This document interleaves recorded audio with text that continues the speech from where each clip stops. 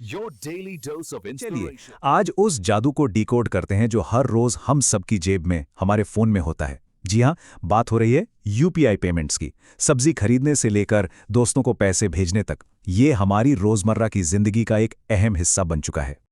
हम सबने ये किया है ना? क्यूआर कोड स्कैन किया, अपना पिन डाला और बस पेमेंट हो गया। ये इतना तेज और इतना आसान है कि हम इस पर ज्यादा सोचते भी नहीं। पर क्या कभी ये ख्याल आया है कि उन चंद सेकंड्स में पर्दे के पीछे असल में होता क्या है? आज इसी तेज रफ्तार प्रक्रिया को समझने की कोशिश करते हैं। ये जो इतना आसान सा अनुभव हमें मिलता है, ये असल में एक बहुत ही क्रांतिकारी फाइनेंशियल टेक्नोलॉजी पर बना है।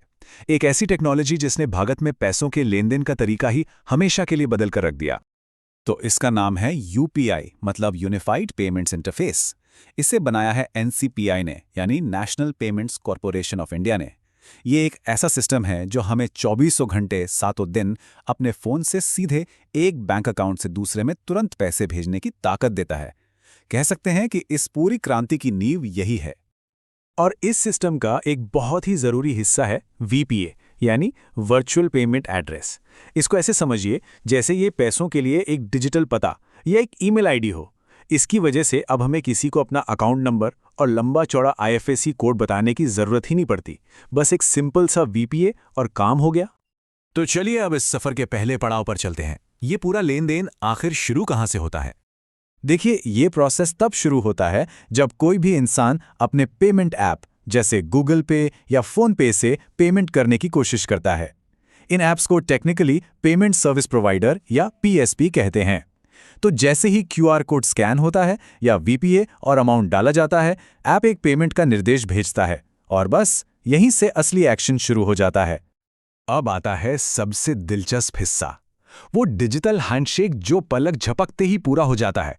इसमें कई अलग अलग सिस्टम एक दूसरे से बात करते हैं, वो भी बिजली की रफ्तार से। ये जो स्क्रीन पर दिख रहा है, ये सच में कमाल है। देखिए होता क्या है। सबसे पहले आपका ऐप एक सुरक्षित यानी एन्क्रिप्टेड जानकारी आपके बैंक को भेजता है।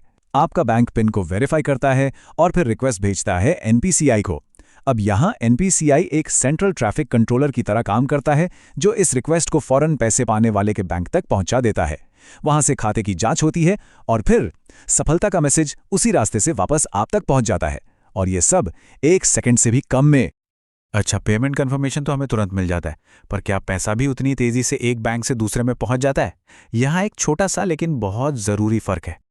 तो मजे की बात यह है कि जब फोन पर पेमेंट सफल का मैसेज आता है, तो वो असल में बैंक की तरफ से पेमेंट करने का एक पक्का वादा होता है। उस पल में असलियत में पैसा अकाउंट से निकलकर दूसरे अकाउंट में नहीं जाता। बैंकों के बीच असली पैसों का हिसाब किताब बाद में एक साथ बैच में होता है।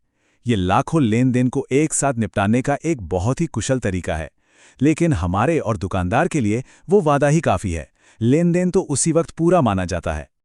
तो अब जब ये समझ आ गया है कि ये काम कैसे करता है, तो चलिए जरा बड़ा सोचते हैं। आखिर यूपीआई इतना बड़ा बदलाव क्यों लाया और इसका असर इतना गहरा क्यों है?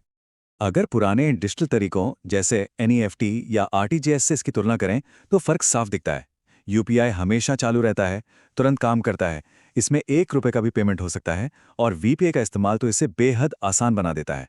इसने सही मायनों में डिजिटल पेमेंट को हर किसी की पहुंच में ला दिया है। और जरा इसके स्केल के बारे में सोचिए।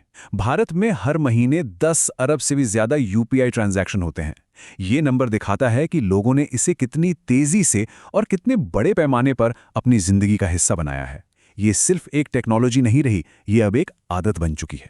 तो अगली बार जब कोई यूपीआई पेमेंट करे, तो उस 1 सेकंड के पीछे की इस शानदार टेक्नोलॉजी को जरूर याद कीजिएगा। जब तुरंत पेमेंट करना इतनी आम बात हो गई है, तो यह सोचना काफी दिलचस्प है कि फाइनेंशियल टेक्नोलॉजी में अगला बड़ा बदलाव क्या होगा, अगली क्रांति कैसी दिखेगी। ये एक ऐसा सवाल है जो हमें भविष्य के बारे में सोचने पर मजबूर करता है।